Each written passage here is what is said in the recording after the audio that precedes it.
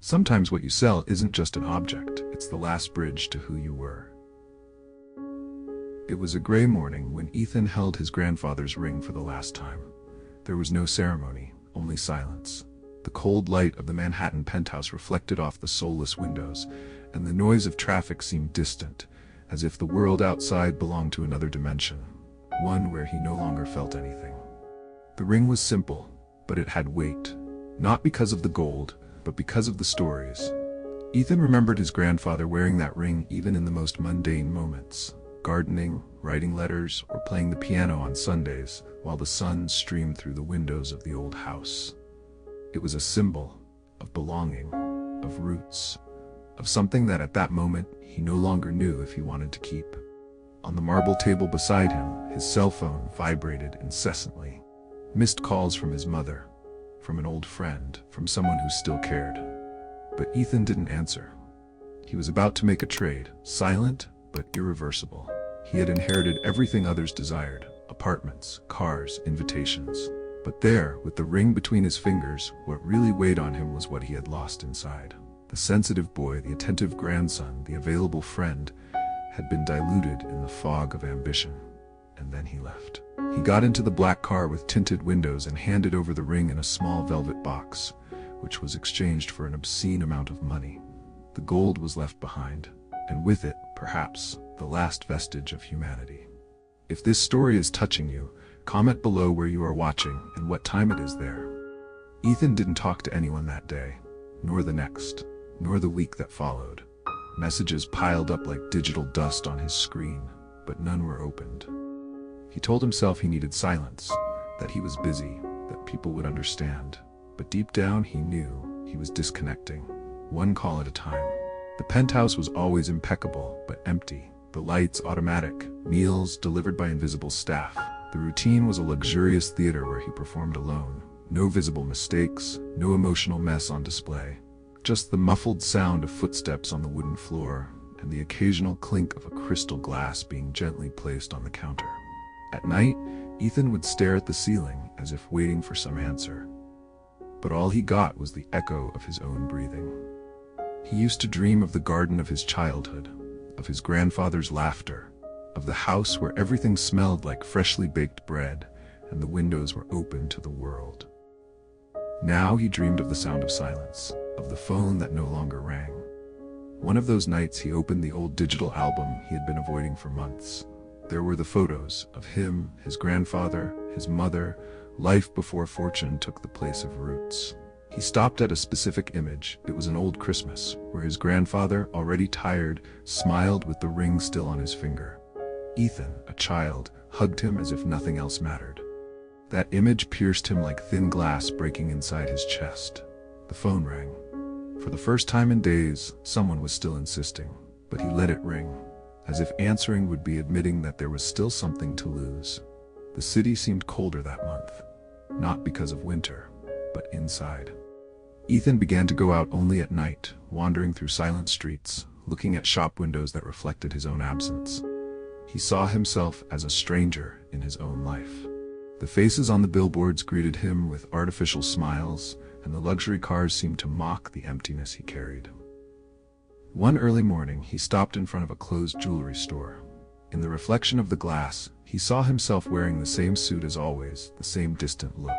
But something in that reflection bothered him. It was like looking at a ghost. A man who had traded love for the appearance of victory. He touched the window with his hand, and for a moment remembered his grandfather's touch. Warm, firm, human. A touch that gold could not reproduce. Ethan did not notice the time passing. He stood there, motionless, while the city awoke. Ordinary people hurried by, clutching coffees and small dreams. He watched them with silent envy. The envy of someone who still feels. Suddenly his cell phone vibrated. A notification. It was an old voice message, saved unintentionally. The name on the screen, Grandpa. With trembling hands, he pressed play. Ethan, if one day you lose yourself in what the world calls success, remember, gold is only beautiful when it reflects human light. Not the shine of things, but the shine of people. The voice echoed like a confession that the universe demanded to hear. He felt the ground give way. He sat down on the cold sidewalk, covered by the distant noise of the city. That ring, that gesture, had been the thread that tied him to reality. Now everything was disconnected, including himself. And when the phone vibrated again, he just turned it off. It was easier to silence the world than to face his own emptiness. In the days that followed, Ethan withdrew even further. Not from others, because there were no others left, but from himself. The apartment seemed bigger, the mirrors clearer. He stopped opening the windows. He stopped playing the piano he had inherited. He even stopped thinking about tomorrow. Life had become a collection of ornamental silences. One afternoon, while organizing some old documents, he found a box he hadn't seen in years. It belonged to his grandfather. Inside were photos, letters, and a small black notebook with gold lettering. Invisible inheritance. He opened it, curious. The pages were full of notes, reflections, phrases written in the old man's steady handwriting. True wealth is what you would still have if you lost everything. Don't confuse silence with peace, nor gold with value. Those who ignore the weight of memory carry twice as much without realizing it. Each line was like a delicate stab, a reminder not of a material legacy, but of a philosophy. His grandfather, in all his simplicity, had tried to prepare Ethan, not to inherit a fortune but to bear it. It was then that, among the leaves, he found a sealed envelope. Inside, there was only one sheet of paper printed with a sentence.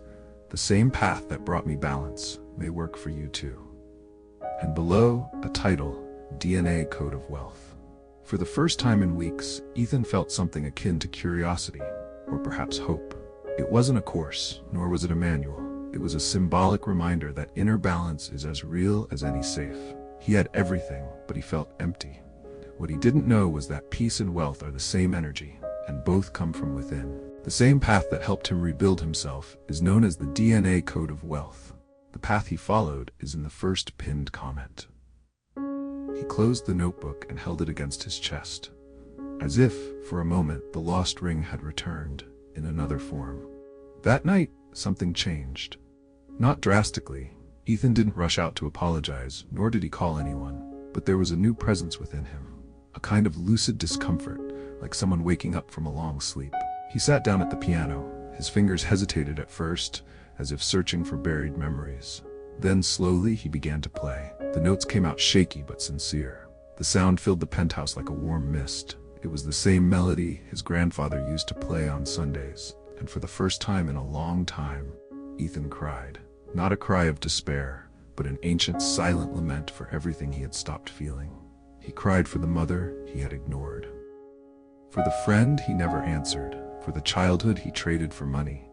He cried, above all, for himself, that boy who just wanted to be loved. When he finished, the silence that remained was no longer the same. It was light. The next day, he left early. He dressed simply. He took the subway for the first time in years. He walked aimlessly until he found a park. He sat on a bench and watched. Children, elderly people, ordinary people living real lives, not edited narratives. There, far from the mirrored windows and sterile cocktails, Ethan took a deep breath. He finally felt present. His cell phone rang. It was his mother. This time, he answered. The voice on the other end hesitated, but he spoke first. "Mom, I'm sorry for the silence," she cried. And even without saying much, he knew there was still time. Maybe not to fix everything, but to start over. And at that moment, he realized true luxury wasn't what he had inherited. It was what he could still regain. In the months that followed, Ethan began to rebuild not only his relationships, but his very way of being. He sold the penthouse. He bought a smaller house far from downtown with large windows and a real garden like the one from his childhood. It wasn't an act of escape, but of return. He still had money, but now he used little of it. He discovered the value of walking barefoot on the grass, of cooking for someone he loves, of listening to simple stories that don't fit in a post, but fill his heart with meaning. One day, he reconnected with an old college friend. They had been distant for years. Ethan brought a gift, a copy of his grandfather's notebook, re-edited by himself, with his own notes on everything he had learned in that long silence. He called the little book The Invisible Price. "This saved my soul," he said, handing over the copy with a serene smile. His friend leafed through it, read a few pages, and looked at him with teary eyes. "You're different, man." Ethan smiled again. He didn't answer. He didn't need to. He no longer sought validation in the eyes of others. Now, he was guided by the peace of someone who no longer needed to prove anything. One afternoon, when he opened his channel to write anonymous reflections, he saw a comment on one of the videos. "I traded everything for success and ended up alone. Thank you for reminding me of what really matters." Ethan slowly closed his notebook. He took a deep breath. He picked up his grandfather's notebook once more and wrote one last sentence. "Gold was never the enemy. The problem is the silence it leaves when it takes the place of people." And with that, he understood. The inheritance that was truly valuable had been invisible from the beginning. He learned late, but he learned that not every loss has to be permanent, that some silences can be broken with a simple gesture, an answered phone call, a written word, a song played in the middle of the night. The family ring never returned. It was lost like so many other things. But what that symbol represented, that yes, he had recovered. Today, Ethan lives with less, but he feels more. He listens more. He loves better. He doesn't talk about numbers or investments. He talks about dinners where laughter is louder than music, about the beauty of a sunset that doesn't fit in a story. And when someone asks him how he managed to rebuild everything after so long, he simply replies, "First, I had to lose what I thought was everything. Only then did I discover what was truly mine." On the living room shelf, on top of an old book, rests his grandfather's notebook. Next to it, a handwritten note. "All fortune begins within. The rest is just adornment." And that's where this story ends. Not with a happy ending, but with a true beginning. All luxury has its price. If this story touched something inside you, there are more truths waiting in the next one. And if you want to realign your energy with abundance, the path is already in the first pinned comment.